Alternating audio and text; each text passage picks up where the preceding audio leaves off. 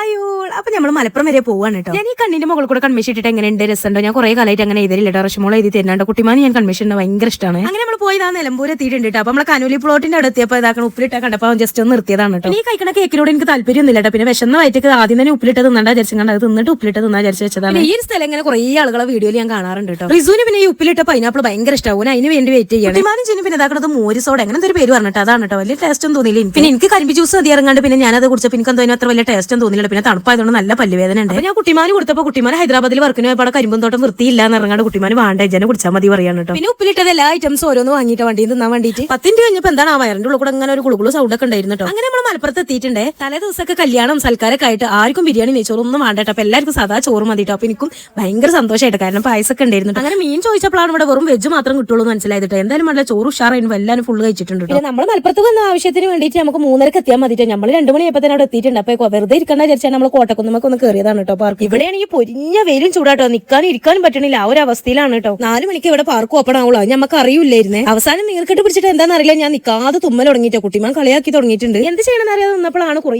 ആൾക്കാർ ഇങ്ങനെ അങ്ങോട്ട് പോകണുണ്ട് കേട്ടോ. അപ്പൊ നമ്മളും കൂടെ പോയപ്പോൾ എന്താ അവിടെ ഒരു സംഭവമായിരുന്നിട്ട്. അപ്പൊ നമ്മൾ അതിന്റെ ഉള്ളിൽ കയറിയിട്ട് അവിടെ ഒരു 3:30 വരെ സ്പെൻഡ് ചെയ്തിട്ട്. അപ്പൊ എന്താണെന്നുള്ളത് ഞാൻ അടുത്ത വീഡിയോയിൽ പറഞ്ഞിട്ടുണ്ട്. അങ്ങനെ നമ്മൾ പോയ കാര്യങ്ങളൊക്കെ സക്സസ് ആയിട്ടുണ്ട്. അപ്പൊ നമ്മൾ തിരിച്ചതാ വന്നുകൊണ്ടിരിക്കുകയാണ്. അപ്പൊ രാത്രി ആയിട്ടുണ്ട് കേട്ടോ. അപ്പൊ നമ്മൾ ഫുഡ് കഴിക്കാൻ വേണ്ടി കയറിയതാണ്. ഇത് നമ്മൾ ചുങ്കത്ര പുതിയൊരു റെസ്റ്റോറന്റ് ഓപ്പൺ ആയതാണ് കേട്ടോ. ഷവായ ആണ് ഇവിടുത്തെ മുഖ്യം തോന്നുന്നുണ്ട്. നമ്മൾ എന്തായാലും ബ്രോസ്റ്റ് ആണ് ഓർഡർ ചെയ്തിട്ടുള്ളത്. എന്തായാലും 9 മണി 9:30 ആ ഒരു ടൈം ആയിട്ടുണ്ട്. അപ്പൊ എന്തായാലും നമ്മൾ ചോരൊക്കെ കയറിയാണ് കൂടുതലൂർക്ക് പോണില്ല. അപ്പൊ അന്ന് നമ്മൾ കുട്ടിമാന്റെ വീട്ടിൽ പോത്തേലേക്ക് പോവാണ്. കോട്ടക്കുന്നിൽ പാർക്കിൽ കയറിയപ്പോൾ നമുക്ക് അവിടുന്ന് 3:30 ഇറങ്ങാൻ നിർബന്ധമായതുകൊണ്ട് തന്നെ നമ്മൾ അവിടുന്ന് പോകുന്നു ചെയ്തു. പിന്നെ ഒരു പടം കാണാൻ വിചാരിച്ചാൽ അതും നടന്നില്ല. അപ്പൊ ഒരു സങ്കടമായി. എന്നാലും ഞാനും കുട്ടിമാനും ഹാപ്പിയാണ്. ഞങ്ങൾ ഹാപ്പിനെസ് ഒക്കെ ഞങ്ങൾ എങ്ങനെയാണ് കണ്ടെത്തി. നിങ്ങളും ഞങ്ങളെ പോലെ എന്ന് വിചാരിക്കുന്നു. അപ്പൊ ഇത്രയ്ക്കുള്ള അടുത്ത വീഡിയോ ആയിട്ട് വരാം. എല്ലാ കൂടെ ബൈ.